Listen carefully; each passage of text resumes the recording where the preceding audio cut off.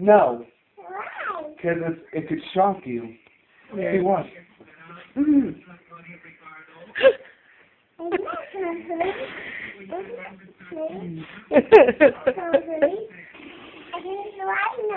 Trevor, what are you doing? Be careful, you don't want to hit her head on the floor. You got me. He's got you? Okay, Trevor, that's enough. You're going to give her a headache. Seriously! No. Seriously! Let go of my wrist!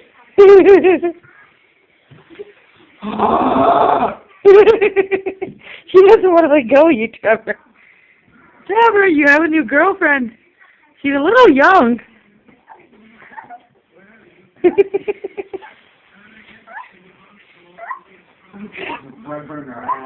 Trevor, that's so mean.